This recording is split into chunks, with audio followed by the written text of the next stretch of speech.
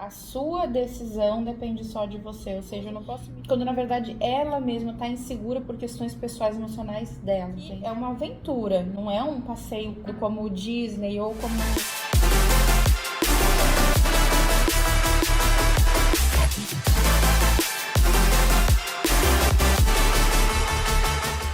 Opa, tudo bem? Flávio Dildai Motos, e hoje a gente está aqui com a Kênia, minha esposa, que é também psicanalista, especialista em infância e adolescência e também de casais. E a gente vai ver o que isso tem a ver com tours, o que tem a ver com a satisfação, o que tem a ver até com a liberdade de muitas vezes o homem viajar e a esposa não. A primeira pergunta que eu vou lhe fazer é justamente isto, essa questão assim de, vamos colocar, liberdade. Quando a gente fala liberdade, que está intimamente relacionado com o motociclismo, tem a ver com a liberdade da esposa também, ir ou não ir junto. Como é que fica essa questão diante da psicanálise em si? Olha, eu sempre trato isso com os meus pacientes e acho muito importante que cada pessoa tenha o desenvolvimento, o fortalecimento do seu próprio ego, porque não adianta eu querer impor para você alguma coisa, sendo que a sua decisão depende só de você, ou seja, eu não posso me preocupar com o que não está no meu controle. Quando a gente tem liberdade de ser a gente mesmo, sem medo, né? Quando a gente tem um relacionamento onde as pessoas podem ser elas mesmas, tanto marido quanto mulher, não existe um medo de viajar sozinho ou de deixar viajar sozinho.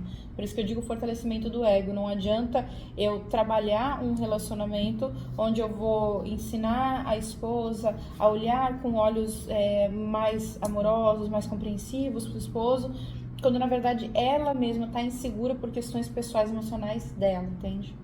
Você vê então como um prejuízo, vamos dizer assim, quando depende a decisão do cara ir ou não ir, da mulher autorizar, né, que existem até brincadeiras com isso, preciso ali o alvará de soltura, isso é uma brincadeira, tá, gente, no meio do motociclismo.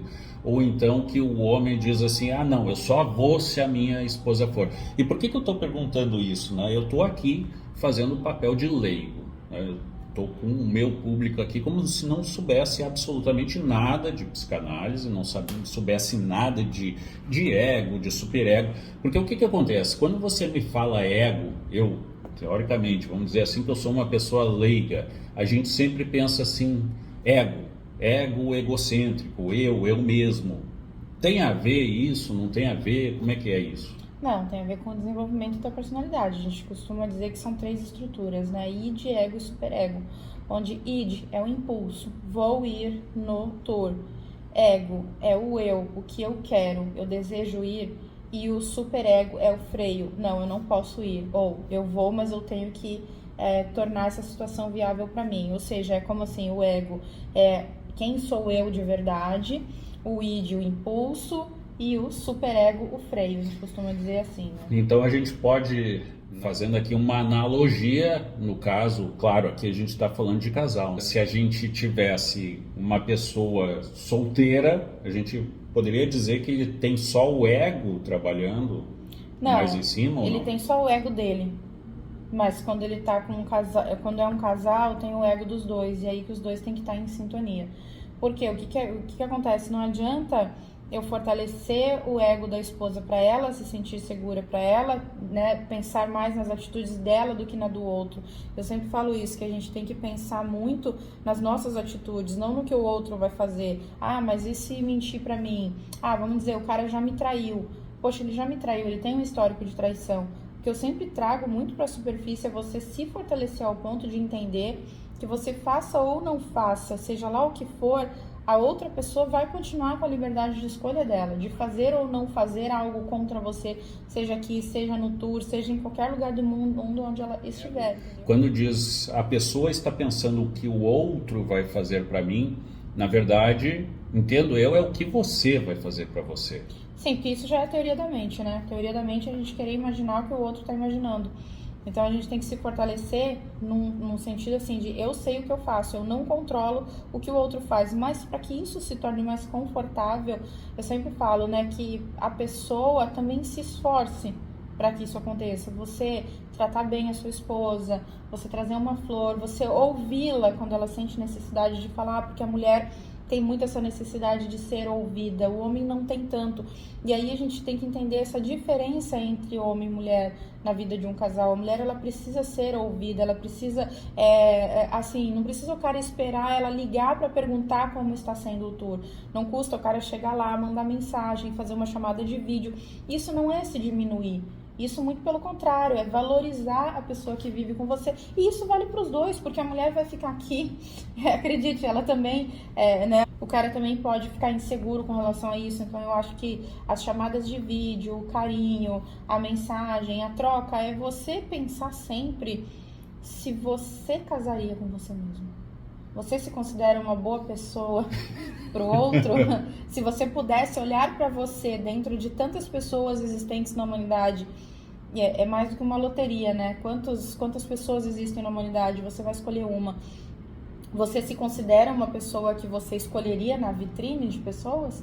É isso que eu sempre digo, antes de olhar para o outro, a gente tem que olhar para a gente mesmo. Por isso, o fortalecimento do ego. Eu estou dando o meu máximo, eu estou fazendo o melhor que eu posso e não estou controlando as atitudes do outro. Eu acho que assim a gente consegue ter um equilíbrio melhor. Que aí eu vou falar, né, gente, até com relação aos nossos clientes. A Kênia, ela teve já a oportunidade e ela efetivamente foi conosco e foi trabalhando. E ela pôde ver com os próprios olhos o que é um tour, o que isso... Então, o que acontece? O que eu vejo, e falo isso até para ela hoje em dia, você não pode se forçar demais e querer forçar o outro a fazer determinada coisa. Eu acho que é mais ou menos isso que a gente está falando. E por que eu digo isso? Porque eu vejo que muitas vezes já tive clientes que a esposa não queria ir. Então ela chega lá e aquilo se torna quase uma tortura para ela. Eu tenho que ficar andando de moto, eu não quero. E existe muito essa coisa de se justificar, seja para nós, seja para o marido. Não, agora eu vou na van. Do tipo assim, quase dizendo, por favor, me deixa ir na van, não aguento mais andar de moto. Mas ao mesmo tempo tem uma cobrança social em cima disso. Ela fica quase que como, foi a pessoa frágil que não aguentou estar em cima da moto. Por isso que eu digo do fortalecimento do ego. É você estar seguro das suas escolhas e entender que ninguém tem absolutamente nada a ver com isso. E acho que a pessoa tem que estar bem, tem que estar em paz. Se você quer andar de moto, se você aguenta andar de moto, beleza. Se você se programou para andar todos os dias de moto e não conseguiu, também tá tudo bem. Se você não andou nenhum dia de moto, também tá tudo bem. O que não pode acontecer? O cara que pilota a moto, que comprou um tour para ir pilotando de moto, chegar lá e não quer pilotar nenhum dia. Isso realmente complica, né? Mas assim, a garupa, eu acho que tem que estar muito bem estabelecido com o casal, qual é a distância, quantos dias são, e entender que aquilo é sim uma aventura cheia de imprevistos. Muitas vezes existe um roteiro ali que a gente não vai conseguir cumprir exatamente como está ali. Vai ter lugares que a gente vai chegar e que eventualmente podem estar fechados. Então, a pessoa que sai para fazer um tour pelas estradas dos Estados Unidos, pela Rota 66, tem que entender que é uma aventura, não é um passeio como se fosse um passeio para um lugar programado, como o Disney ou como alguns outros lugares que existe sim uma previsibilidade de tudo que vai acontecer, mas eu acho que isso fortalece o casal. Esse imprevisto, essas dificuldades, a chuvarada que de repente chega, o atraso que eventualmente acontece, isso acho que fortalece, porque você conhece uma pessoa de verdade, nos extremos. E às vezes um casal com 20 anos de casado não teve a oportunidade ainda de viver algo extremo. Não é o nosso caso, a gente já começou no extremo, né? Por sorte. Sim. Mas tem muitos casais que chegam com 20 anos de casado que ainda não tiveram essa experiência, e eu digo que ela aproxima demais. E quando a gente fala extremo, né, gente, é mais a questão da imprevisibilidade. Em que sentido, né? Eu já peguei, assim, chuva, mas chuvarada em pleno deserto de Mojave. Qual é o detalhe? Fazia 30 anos que não chovia lá. Então isso é uma coisa que eu sempre digo e quero fazer um link aqui com você. A frustração, até uma frustração no tour, a frustração entre casal, isso tem mais a ver com a expectativa, já que você falou em expectativa? Total, isso em todos os sentidos. Quando é que eu me frustro com você? Quando você se frustra comigo, com o filho, com o outro? Quando se cria uma expectativa. Eu espero que enquanto marido minimamente vá fazer tal coisa. Só que a gente, antes de ser marido, esposa, filho, mãe, funcionário, chefe, todos somos seres humanos e isso não pode se deixar de levar em conta. A expectativa é a maior fonte de frustração existente no universo. Então, se você não quer ter frustração e ninguém quer, a frustração ela te faz crescer, sim, porque a gente eventualmente espera minimamente as coisas das pessoas, a gente trabalha, a gente espera receber, a gente compra, a gente espera usufruir. A frustração faz parte da vida, mas a frustração excessiva, aquela que adoece, aquela que paralisa, ela sim, ela vem muito da expectativa. Por isso que eu digo que a gente tem que ter o mínimo de expectativa possível. O que está no nosso controle, a gente vai e faz. Tem uma frase que eu falo muito, que está nas minhas mídias sociais, inclusive, que eu sempre falo muito: tudo aquilo que não está no seu controle não deve estar na sua mente nem no seu coração. Então, o que eu não controlo, por exemplo, tempo. Não chove lá, não chovia 30 anos, choveu. Eu não tenho um controle sobre isso. Qual é o controle que eu tenho? A atitude que eu vou tomar diante do imprevisto. Um cliente que eventualmente se desgosta por alguma razão, o que eu posso fazer? Tratá-lo bem. Mas eu não posso decidir o que está no coração dele, eu não posso escolher o que ele sente, o que ele fala. Eu acho que quando a gente coloca isso bem separado, cada coisa no seu devido lugar, fica melhor para todo mundo. E aí eu vou perguntar dentro da questão da psicanálise. É fácil a gente lidar com isso? E aí quando eu digo a gente, é tanto o cliente quanto nós, como prestadores de serviço, e como que cada um pode lidar com isso? Não é fácil. É algo bem difícil. Eu acho que reconhecer as nossas limitações, as nossas dores, faz com que a gente aumente as nossas potencialidades. Então é claro que dói. Você tá dando a sua vida, dando o seu sangue para realizar o sonho das pessoas. Eventualmente vem alguém e te distrata e fica insatisfeito, isso dói. Mas o que eu vou fazer com essa dor? Eu não posso trazer para o lado pessoal. O que eu posso fazer? Pensar em melhorar, pensar em tratar bem aquele cliente para que ele se sinta melhor. Mas existe uma linha limítrofe. Quando entra a falta de respeito é que aí acende o alerta, porque uma coisa é a gente conseguir racionalizar e separar tudo isso, não é fácil para ninguém, na verdade. O que todo mundo quer é que dê tudo sempre certo, mas quando a gente consegue entender que tem essa linha, né, esse limite, onde aqui ninguém passa, quando entra no limite, quando entra na ofensa, quando entra no julgamento, no apontar de dedo, na falta de educação, no trato com o outro, aí é um caso da gente pensar, e como que o cliente pode lidar com isso, pensando que ele pode de forma prática cobrar as coisas. Ok, não era isso que eu esperava. Por que aconteceu isso? A gente vai dar explicação. Ok, não era isso que eu queria. Por que foi assim? Nós vamos dar a explicação. Mas quando entra na ofensa, aí já passou do limite. Aí eu acho que a gente tem que saber também, tanto nós quanto o cliente, né, ter essa capacidade de conversar, de dialogar. E eu vejo muito isso como uma possibilidade de reflexão. As pessoas hoje em dia estão muito habituadas a terem tudo na ponta dos dedos, né? Você clica, a comida vem. Você clica, a flor é entregue. Você clica, você tem tudo. Você tem tudo na palma da mão. Então, esse imediatismo, esse pico de dopamina que a gente tem diariamente com as coisas que a gente quer e elas vêm, faz com que a gente não reflita. Então, minutos breves de reflexão antes do embarque, antes do check-in no hotel, antes de subir na moto, isso também faz diferença. Uhum. E como é que você vê a questão assim de que eu já tive experiências desse naipe, vamos dizer, né, pessoal, com clientes que além da falta de educação, querer, e aí eu estou sempre perguntando dentro da psicanálise, né? Além da falta de educação, querer, como seria a palavra, contaminar os demais por uma insatisfação que é própria. De repente eu estou insatisfeito, só dar um exemplo, porque eu não passei em determinado lugar. Mas determinado lugar estava nevando, colocaria o pessoal em risco, coisa e tal. Então eu passo essa insatisfação para os demais do grupo, querendo contaminar. Como é que a gente lida com isso e como é que a pessoa pode evitar esse tipo de coisa? Veja bem, a gente está falando aí de um comportamento de massa, né? Então, isso vai muito da consciência de cada um, é o que eu te falei, a gente não tem como controlar o que o outro faz. E eventualmente vai ter, já teve e vai ter de novo, né? A gente sabe disso. Existem pessoas que têm esse comportamento que está mais ligado à insatisfação, à história de vida dele, do que qualquer outra coisa. Ele tem uma necessidade de mostrar que tem razão. Talvez não seja nem pelo lugar que não visitou, ou pelo lugar que estava fechado e que ninguém sabia, porque pós-pandemia, né, por exemplo, teve muito lugar que estava fechado.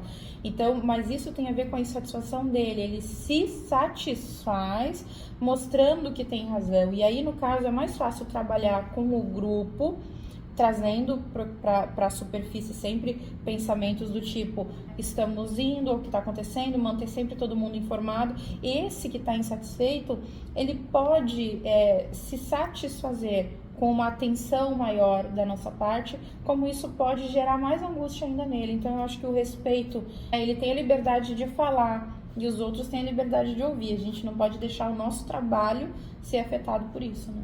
Uhum. E o cliente... Há como ele pensar diferente quanto a isso, além de tudo que você falou, como é que ele faria, vamos lá, a viagem ser mais agradável? Veja bem, se uma pessoa tem uma história de vida que leva ela a ter essa insatisfação e essa autoafirmação diminuindo os outros, não é num pré-tour que a gente vai conseguir resolver. Então, se você me perguntar o que pode ser feito, eu vou estar te mentindo se eu te dar uma solução. Não existe um guia, porque cada pessoa é um ser humano. E aqui eu te falo, você está enfatizando muito a questão da psicanálise, e isso não tem a ver com psicanálise propriamente dita, tem a ver com o ser humano mesmo, com o estudo social, com a questão do funcionamento das mentes das pessoas. Então, tem coisas que a gente não vai conseguir mudar. Como essa pessoa, especificamente, se é que ela existe, como ela pode transformar isso em algo mais positivo, tem que entender a história de vida dela, né? E aí eu vou fazer uma pergunta bem assim, capciosa. E o cliente problema? Aquele que você já consegue assim, já está lhe dando sinais antes de começar o tour. Muitas vezes 1 mês antes, 2 meses antes ou até, e você vê assim que, nossa, vai dar problema isso aqui. Como que se lida com isso? O que a gente faz com isso? A gente se fortalece, porque, como eu disse, a pessoa, ela faria para qualquer outra pessoa que estivesse ali. Ela não está direcionando pra gente. É uma coisa que ela faria com qualquer outra pessoa que ela contratasse. Tanto que tem cliente que chega, que quer brigar no hotel, que quer brigar no restaurante, que quer brigar com o aluguel da moto, que quer... Então, assim, claro que eu não vou te mentir, afeta. Só que, é o que eu sempre digo, né? O inimigo nunca pode saber onde está a tua fragilidade. E não que o cliente seja inimigo, mas aí que eu digo, quando a pessoa já sai, você vê que ela sai de casa preparada para te desestabilizar, eventualmente em alguns momentos sim, mas ela nunca pode saber quando. Por quê? Porque você tem que se fortalecer e saber da qualidade do trabalho que você faz, porque motivo ela vai achar. Por mais que você tente deixar redondinho, tente adaptar para ela, por isso que eu digo, não adapte. Não abra exceções, não faça coisas especiais. Existe o tour, existe a razoabilidade. Claro, se alguém passa mal, se alguém tem uma necessidade especial que avisa com antecedência, a gente tem o maior prazer, o maior carinho em atender. Mas chegou lá, não pode, porque a gente coloca os outros em prejuízo. Então, quanto mais justos nós formos com todos, menos chance a gente tem de ter problemas no grupo. Porque aquela pessoa, se ela sai decidida a criar problema, ela vai criar. Você pode usar uma viagem dessa para crescer, né? Independente da psicanálise, de qualquer coisa. Tudo te faz crescer na vida, né? Tudo. Até um não que você leva, um fora que você leva de uma namorada, um não que você leva de uma negociação, um valor que diminui, que você já tinha conquistado um valor mais alto e ele teve que baixar, ou se você tinha conseguido um valor mais baixo, você tem que desembolsar o valor a mais, né? Dependendo de que lado da negociação você tá. Isso é da vida, né? Você diria que uma viagem é uma negociação, isso pra gente já, para encerrar, é uma negociação não só com a empresa, mas consigo mesmo? Não. Não encaro dessa forma. Eu acho que a viagem é uma oportunidade de crescimento. Mas daí, o que cada um vai fazer, é o que eu estava dizendo, todos os dias são oportunidades, das pequenas às grandes coisas.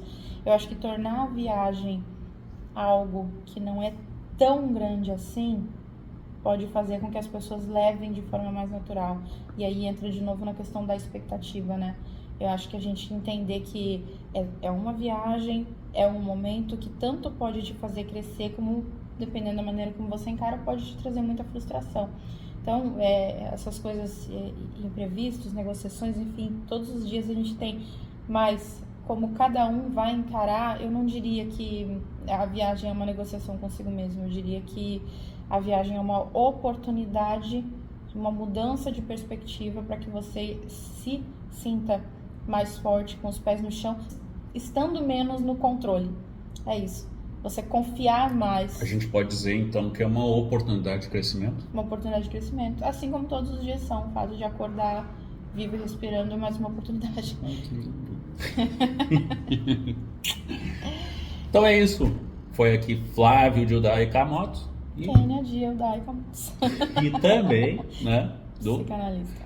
E sigam ela lá em Autismo Make. Está nas redes sociais como Autismo Make, tá, gente?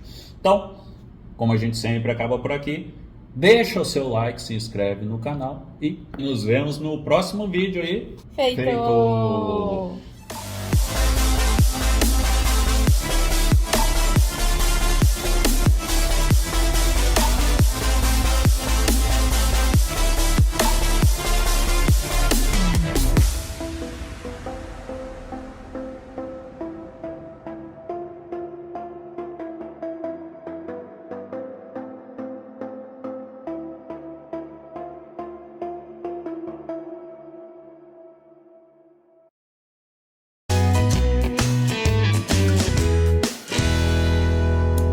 Opa, tudo bem, Flávio Judá? Não.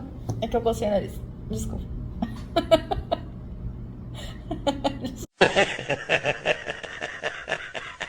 A relação entre marido e mulher, como Que burrico! Agora, você quer que eu comece? Entendeu que são dois, né? Uhum. São dois, né? Você filma e fala, você é o bichão mesmo, hein, doido? Brincadeiras, coisas, preciso ali, como é que chama? Entendeu? Então, esqueci o que eu ia falar. Bem louco! Quer dizer que a frustração, ela é a maior fonte... Aliás, corta. Eu não entendi o que ele falou. Agora pegou. Deixa eu ver que tinha uma perguntinha final. Lembra de alguma coisa?